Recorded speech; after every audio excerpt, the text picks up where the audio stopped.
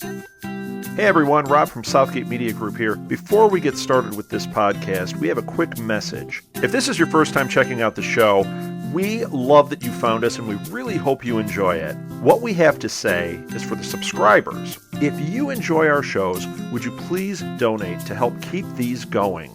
We don't want to have to put traditional ads on these shows, but this does cost money. So we really do rely heavily on donations. To make a donation to the show, please go to our website, www.southgatemediagroup.com. Go to the page for the show, and in the upper right-hand corner is a donate button. It takes you right to PayPal, and you can donate whatever amount you want. Thanks a lot for listening, everybody. And now on with the show.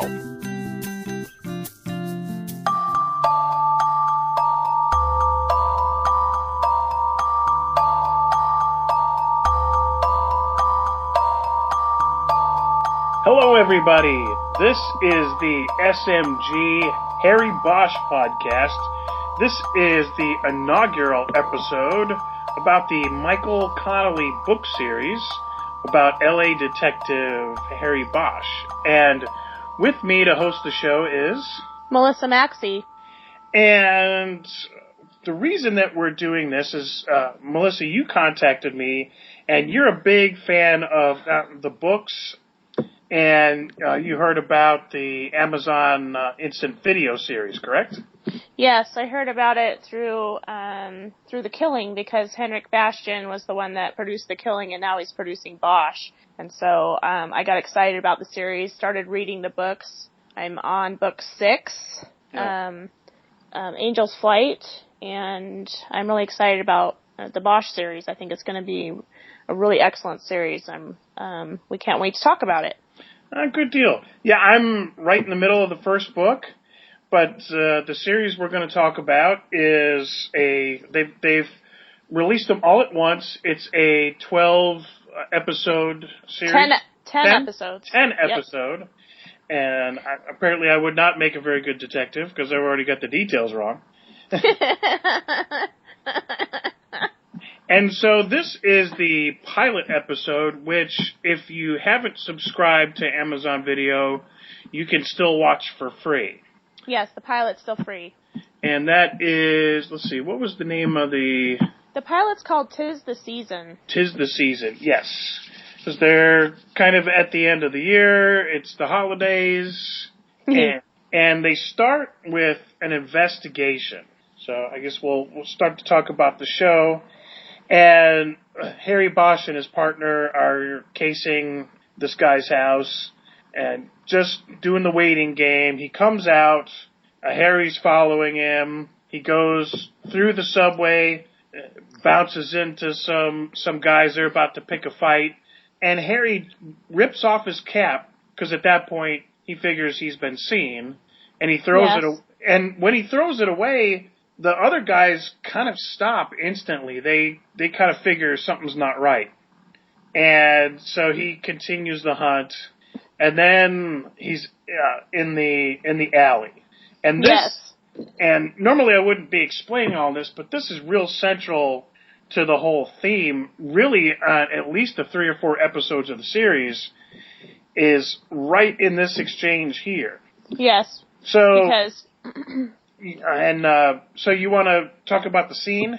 Yeah, I want to talk about how the scene is set, because the alley is dark, and Bosch, a little back history on Bosch was he was in the war, and he was a tunnel rat. So every time he's in a situation where he has to go into some sort of tunnel-like instance, he's on guard. So so in this instance, he's in an alley, and he's chasing the suspect, and he's rounding the corner, and it looks like he's in a tunnel. It's so dark that, like, he can barely see, and it's raining outside, and he comes around the bend, and he sees a silhouette of the suspect that they're chasing, and he tells the suspect that, to put his hands up, that he's got his gun trained on him, and, he tells him several times to put his hands up. And the next thing you know is you see the suspect, he's like reaching into his pocket. I'm like, what are you doing?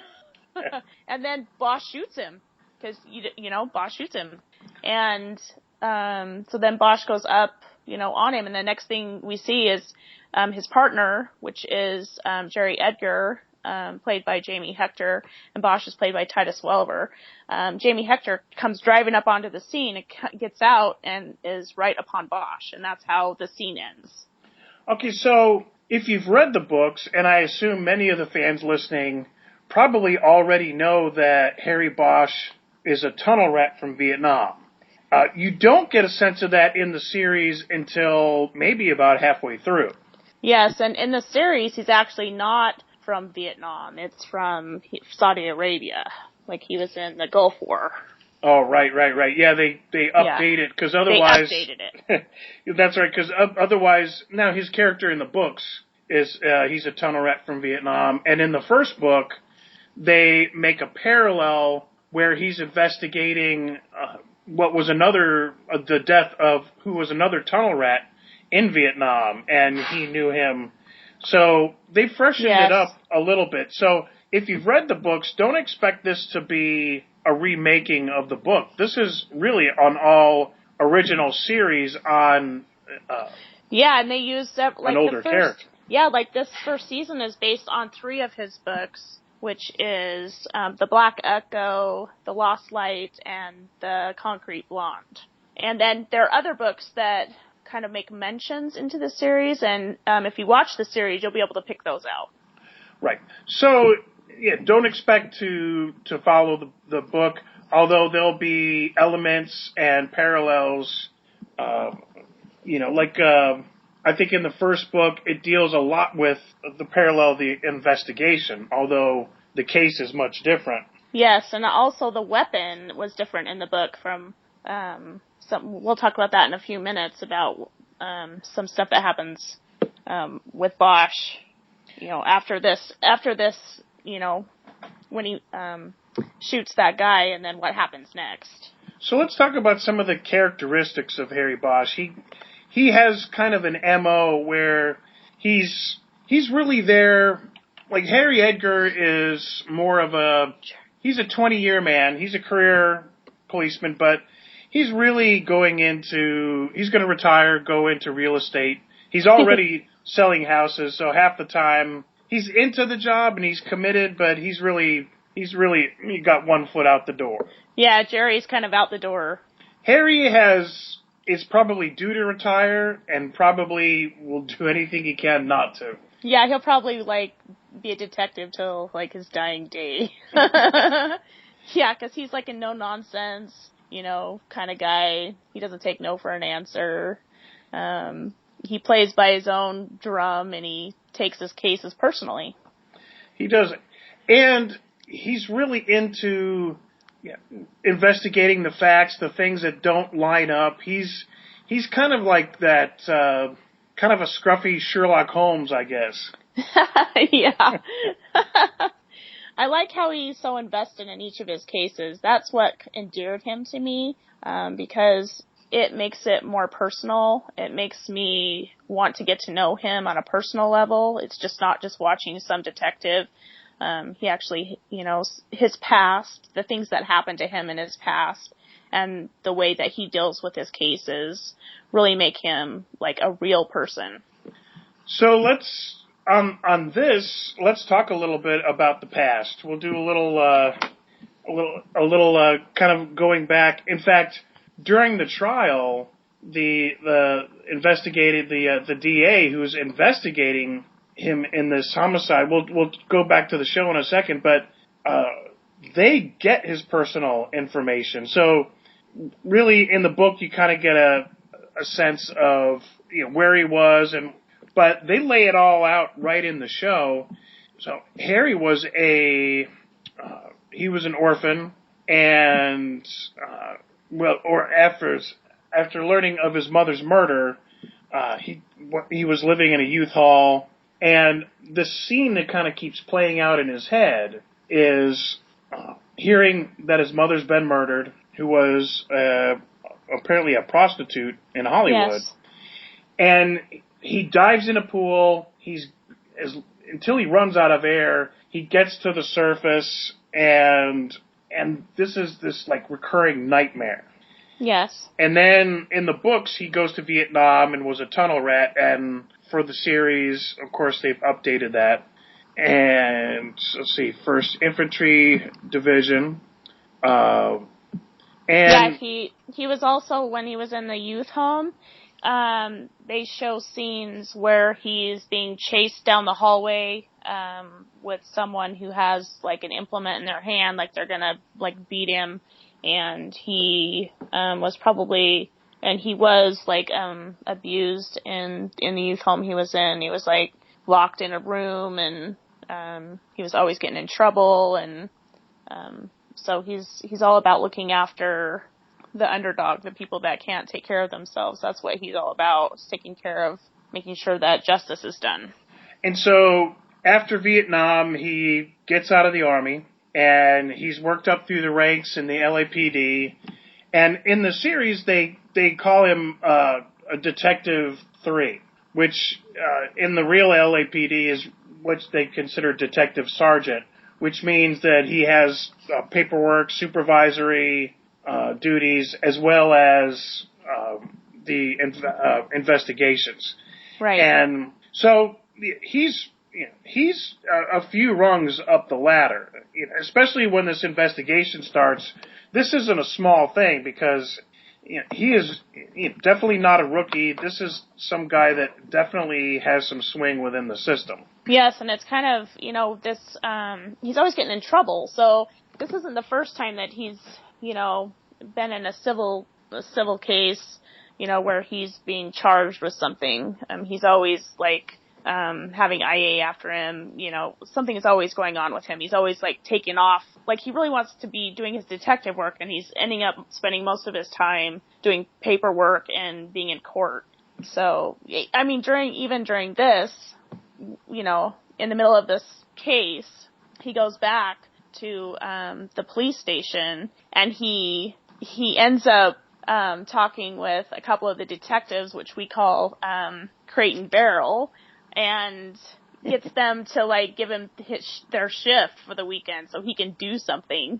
So they're like, oh yeah, sure, and he gives them tickets or something. I don't know what he does. It was tickets to the Lakers game, I think. Yeah, that's what it was. See, guys, we pay more attention to that. And so let's talk about the show. We got a little bit of history. We'll do a little more as each show. We'll have a little more history. Oh, and before we get on, did you see where he got the name Hieronymus Bosch from? Yes, but refresh my memory. All right, Hieronymus Bosch is a 15th century artist, and really from that time period, most of this guy, they have his art, but they really don't have a lot of facts. His life, his art. There's a couple books out for Hieronymus Bosch, and Connolly named the character after the 15th century artist, and it's well thought out. It's well thought out. It covers history. It's very detailed, and if you read the book, one of the first things that you do notice is there's a lot of police jargon. Yes, he actually, Michael Connolly actually works with the he's actually worked with the LAPD, and even on the show, he had a couple of the officers or detectives working with him on a personal level, so everything they talk about is by the book, it's by what they actually say. That's what is so great about the series, is that it's realistic, really realistic. Mm-hmm. So. Yeah, instead of robbery homicide division, they just call it RHD, or the ME for the medical examiner. Yes. So if you're not familiar with these terms, you either have to kind of figure it out or you have to do some Google. But it does give you a very real sense of what's happening. Yes, even talking with dispatch, everything is, as you would be, as if you were in the car with him, going on a ride-along. It's like we're going on a ride-along with Harry Bosch every episode. Yeah, so it really gives it a nice air of authenticity, and some of the shows I don't think really do that. I think this one is one of the few that really gives you the sense of the inside track. Much like the medical shows, they're trying to use the abbreviations like GSW for gunshot wound and some terms, but I think this really, if you're looking for something that's very entertaining but still very realistic, this is a really good series. Yeah, I agree. And much like the Tom Clancy novels, they could kind of go on a bit. These are, they're 400 pages, they're easy to read, and the books really flow fairly well. Yeah, they do. They flow really well. Now, let's start talking about the show. We've got a little bit of intro. We got a little bit of background and history. So we've set up this incident, and now Harry has shot the perp because it looks like he's been reaching for his gun. Yes. Now, Internal Affairs, or IA, as they like to say, like we couldn't figure that out, is decided to, this is Harry Bosch's 5th kill while he's on the job, which after 20 years in LA, I'm sorry, doesn't seem like a whole lot. But maybe in real life it is. It seems like that's one of those areas that you would get involved in more than more shooting than more shooting. One every 5 years. Yeah, I was in the Baltimore area for 21 years, and there was more than one live active shooting where officers would be involved, probably on a monthly basis. The other thing that's really great about the series is the atmosphere. Because Harry Bosch likes jazz music, which I think is really fabulous because you are a jazz musician. So this is perfect because you're going to be able to help us learn more about the jazz music that's played in the series. And, we could talk about, different things about Harry, about why he likes what he does and, why that's endearing to us about him. And I think that the intro to the series was really catchy, and the music, I thought the music was great. It was really good with the scenes transitioning. Mm-hmm. And did you recognize any of the music in the pilot episode? I recognized the style. I really didn't kind of catch the individual guys, but we'll definitely get a section on. We'll do a section on that. I've seen, this is the pilot, and trying to catch up with the first book. I haven't really kind of gotten into it, but it is that mid to late 1950s era where you've kind of got the post bebop era. It's like the hard bop and kind of that smoky tenor.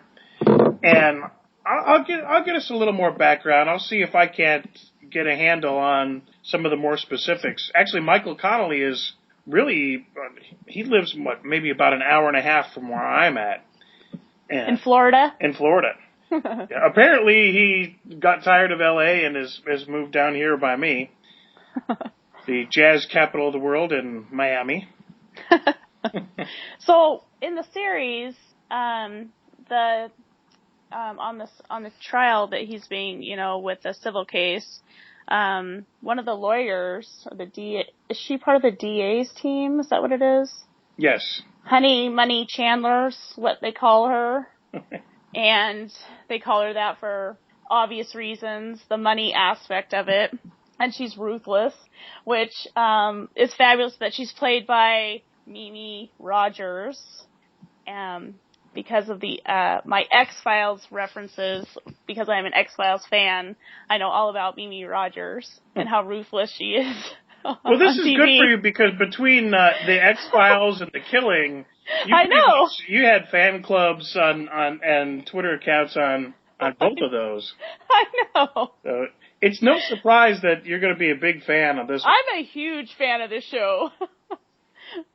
So I thought she was pretty ruthless with Bosch, when he got on the stand, with questioning him about, she brings up his mom and she brings up the way he lived, and Oh yeah, you know, if when you're investigating an officer, there usually should be some sort of courtesy, and so the fact that she got this inside information, even the judge finally said to the DA, you know, dredging up the fact that his mother was a prostitute and that he was abused, was setting up to make parallels that Bosch was killing this guy because of similar activities, that the perp had been involved in abuse and with prostitutes and a number of dead bodies where they hadn't been able to prove this was the main lead in the case.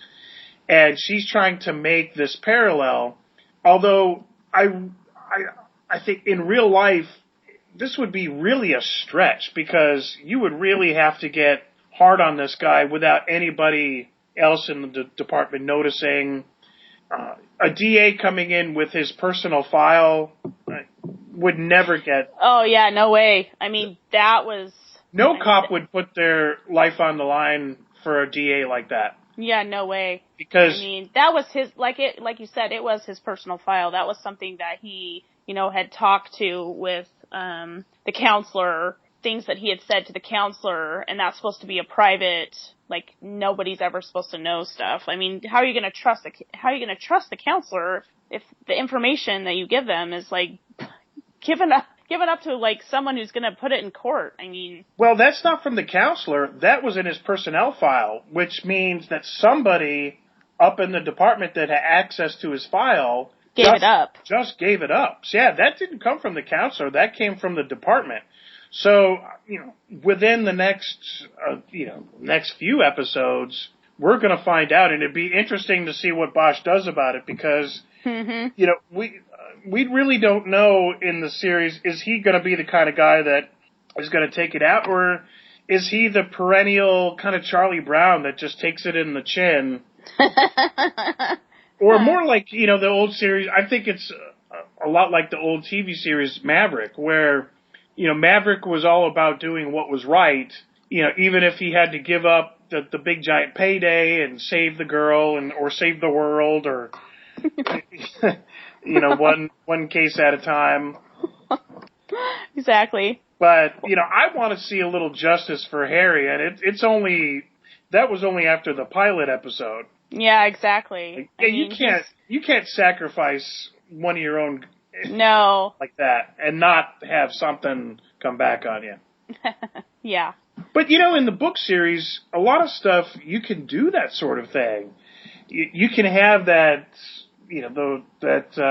perennial, like he being the perennial punching bag, because you can kind of suspend disbelief. Like, you can almost kind of, by the next book, in a sense, you could, I got through that case, and you can kind of move on, where... I think the TV crowd may have a little harder time. Yeah. And... Dealing with that. Right. And you can kind of suspend the time where in the series it's stuck in Vietnam. Harry Bosch, book Harry Bosch is always going to be in that, like, 70s, 80s era, where now for TV, this is definitely, it's going to have to be 2015. Right, exactly. So it'll be interesting to see the transfer. I think it's going to make a lot of fans happy. Well, what's interesting about Harry Bosch in the series is, plus in the books, is his animosity with some of the, the captain, Harvey Pounds, like how they're always like going at each other.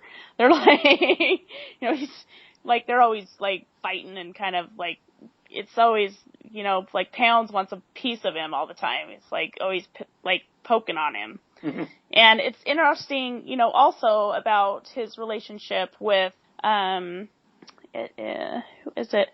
It's Lance Reddick plays, the deputy chief, Irving. Lance Reddick was in Fringe, and, I think this role, the role that he's in as the deputy chief is, it's an interesting role because it's such a political, like he's in a political position type, where Bosch is all about making sure there's justice done, and Lance is all about how he's going to get to the top. Irving is about how he's getting to the top, and how, with Pounds, it's all about a piece of meat, like, he just hates Bosch so much, and all that he does, he's just trying to, like, get him in trouble all the time. And then there's, Lieutenant Grace Billets, which is, they're almost like, even though she's his superior, like, she's over him, they're almost like best buddies. Like, they almost are like partners, the way that they interact with each other. Like, she's always telling him, I have to do this, right, Bosch? And he's like, yeah. And then they meet for drinks afterwards, So. Well, yeah, I have the feeling that, they probably, especially like when you've been in the Army and when we'd advance, people advance at different rates. And, guys that, there was a guy in my unit I actually hired, and he got to be sergeant major over me because, well, not directly over me, but got promoted because his supervisor retired. And so there was an opening, and very much so in the police department, those things happen. The guy that, is your, sergeant buddy, next thing you know, could be detective or detective sergeant, and, he's in that job, and the next thing you know, you're the captain of the department, and, but you do have that sense of, hey, we were in the academy together. And yeah, we're still those lateral friendships, even though, when it comes to paperwork, okay, I may have to write you up, but it doesn't mean we can't go out for drinks. I like how it's almost like she's his sister, that she's always kind of giving him advice, and, it was like a partner, or, but like, Bosch is also known for dating within and outside the department, so they could have been a fling, 10, 20 years ago. Yeah. And, some of that just kind of carries on. They're just friends now. So when Harry takes over that shift, he goes out and does some work. The first one that we see him with is a girl in a car, and she's, he comes upon the scene, and he's like, I'm gonna look at the body, to the officer, and he's like, wait till don't do anything, and he's like, I'm just gonna move the body, and he moves her and checks stuff out, and well, it's like in the first book, his own thing. Harry Bosch gets to the scene of the crime, and he's trying to tell the ME, how not to destroy evidence, and they're just rolling their eyes. So this is the old Harry Bosch that everybody knows and loves, to protect the crime scene. Like, and then he just does what he wants. Yeah. And then he gets a call about someone had found some bones, and he heads off, and that's when he gets to Dr. Guyot, is that his name?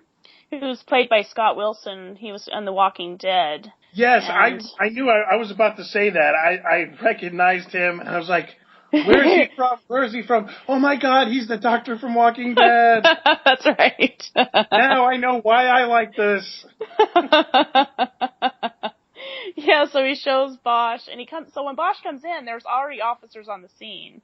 And this is when he gets introduced to, Julia Brasher, or Detective or Officer Brasher. She's new on the force. She's with she's being trained, and she's played by Annie Wershing. And so Bosch and her have this interaction, and they already have Julia on the scene. She's already forceful and trying to tell Bosch all this information, and then she's like, "Oh, sorry, didn't mean to be so brasher."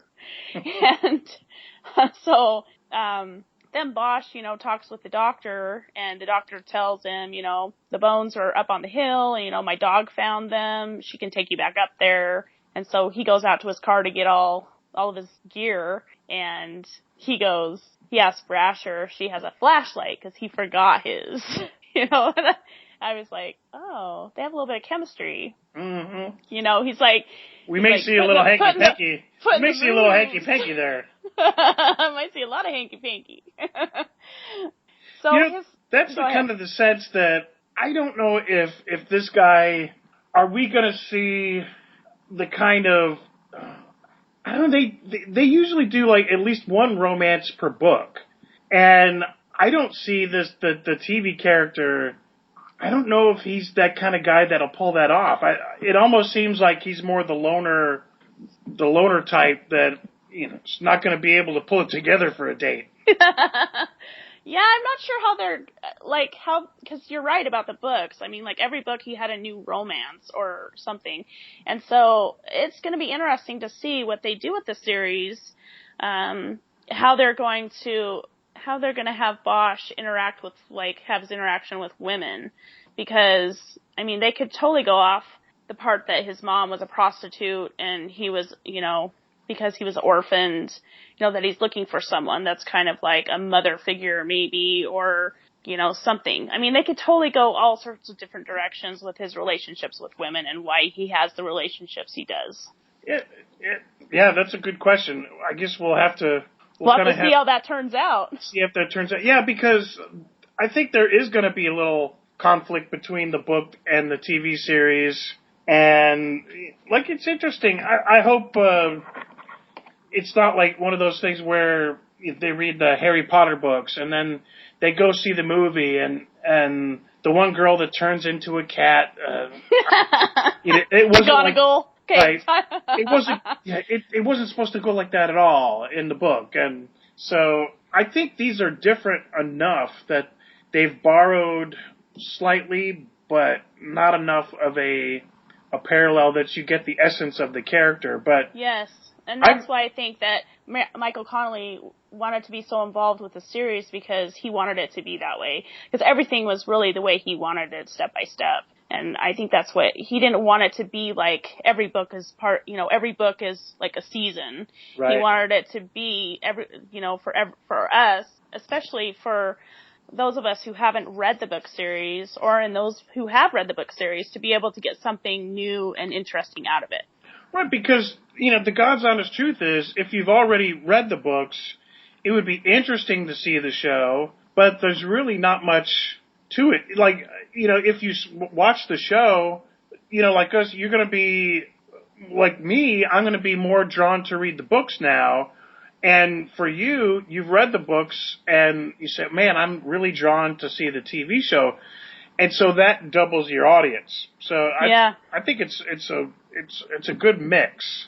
So in the show, they've really set up this kind of internal affairs conflict, whilst he's kind of sneaked around the system and still gotten to investigate it. And they've come to the scene and they've discovered the body of what turns out to be a young boy. And there's a spiral fracture in the humerus. So the leg bone has forcibly been taken and twisted so hard that it broke one of the strongest bones in the human body. And, it takes quite a bit of force. So, with Harry's history, it really sets up this drive. Like, Harry is going to have to solve this to avenge this kid.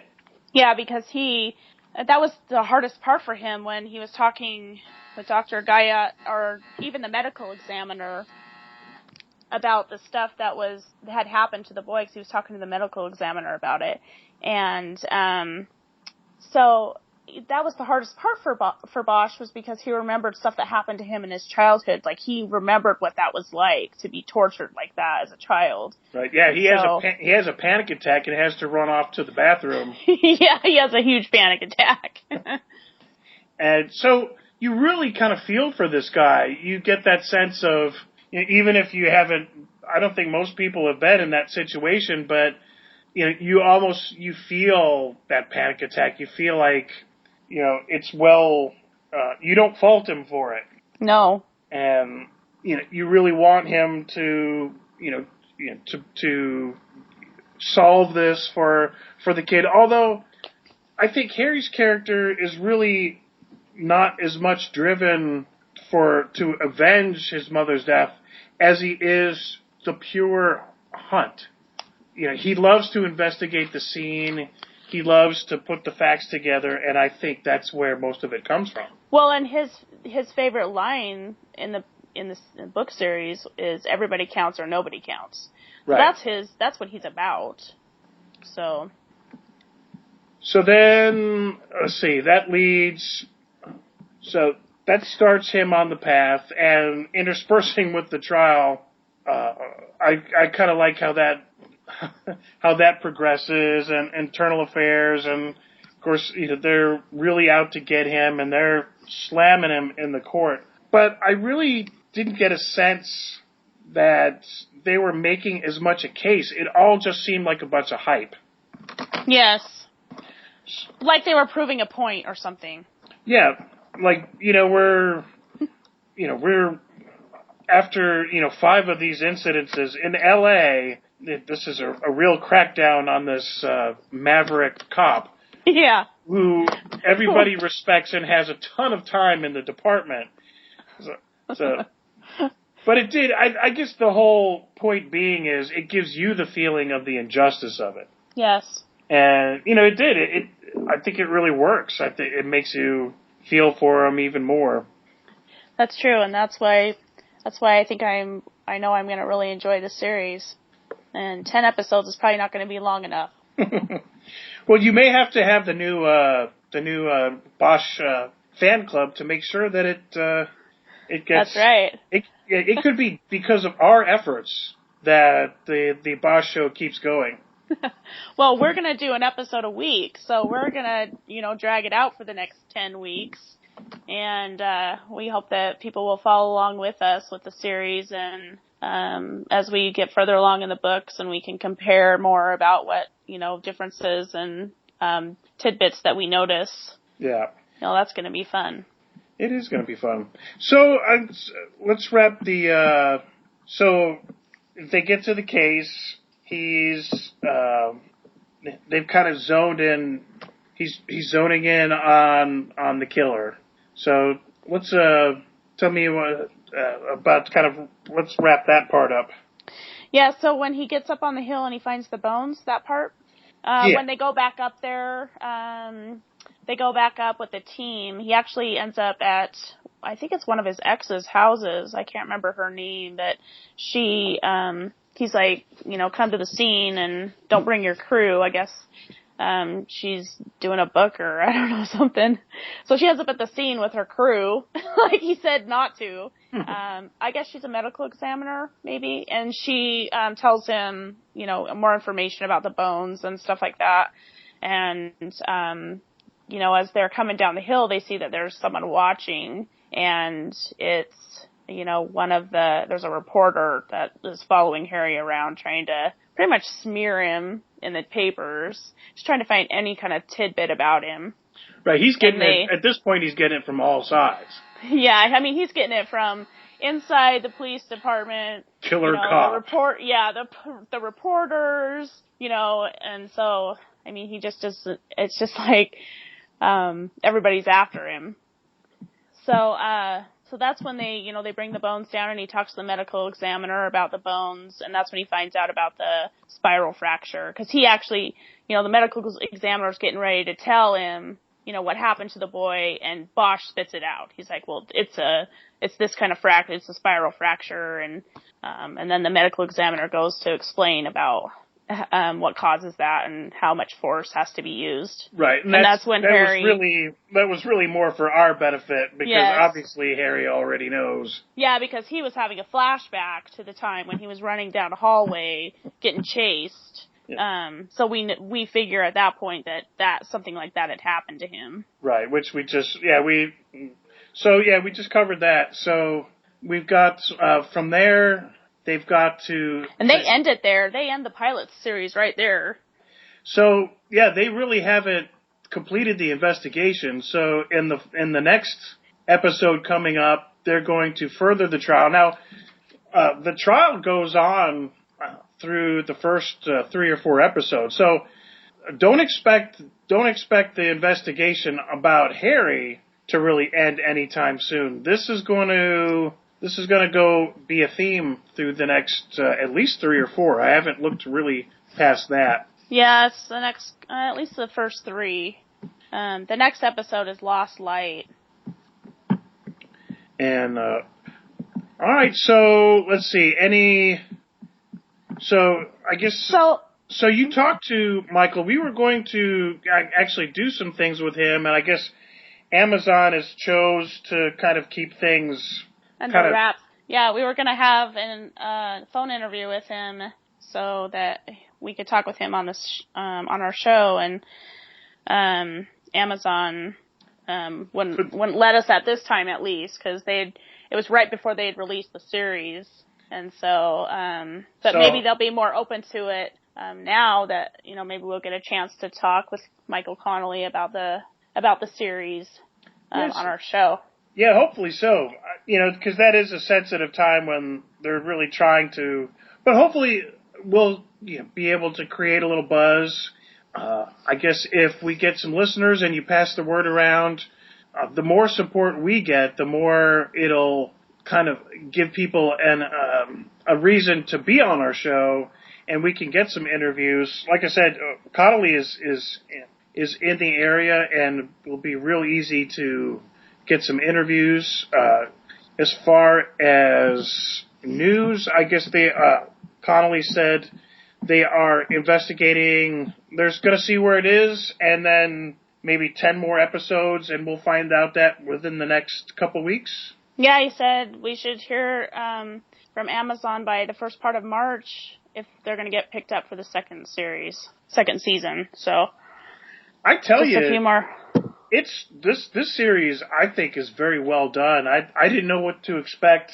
Because I asked you about it, and you're like, because you didn't know it, you didn't know that it was happening, and I was like, I really want to do this. I really want to, we should podcast this. It's going to be a great series, and I was glad that I gave you, that you got the opportunity to see the series or to watch the pilot and to see what you thought about it, and because I think that they just did such a really great job putting it together. Yeah, and I've talked to Rob Southgate at Southgate Media, and there's already people clamoring, asking about where is the first show. As our first airing was Meet the Hosts, and so there's already a little chatter about it. So this is going to be a great place for it. We'll try to have stuff about the show, some background. There's still a lot of background that we haven't talked about, and see if we can't garner a little more news for next time. And is there any other thing you can think of? No, just follow. We have a Twitter account, Bosch TV Fan Group, and an Instagram account that I'm working on. I have a partner, Lauren Allison.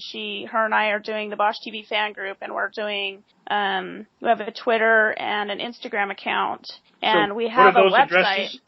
So it's Bosch TV Fan Group. That's at Bosch TV Fan Group, and that's the Twitter, and the Instagram is the same. And then we have a website, which is BoschTVFangroup.com. All right. Very cool. All right, well, let's wrap this up. This was the inaugural episode of the SMG Harry Bosch podcast with myself, Jack Wengroski, and Melissa Maxey. Don't forget to go to www.southgatemediagroup.com, where you can see all of our other podcasts. Melissa and I are also on the Blacklist podcast, and where we talk about James Spader and the show. And I also have a blog called Trumpet Talk. And we've got just a lot of, there's Cuckoo for Who, there's, what are some of the other shows? The Biters podcast? Yeah, the Biters podcast for The Walking Dead. What a great name. Orange is the New Black. They have podcasts. Once Upon a Time has a podcast. So yeah, go and click on the links. There's sites to donate. There is a site where you can donate and you get premium content, and that enables us to do more of what we do. So please go and pass through that and put a little something in the kitty so we can keep bringing to you the quality shows. So that is that, and I guess until next time. See you then.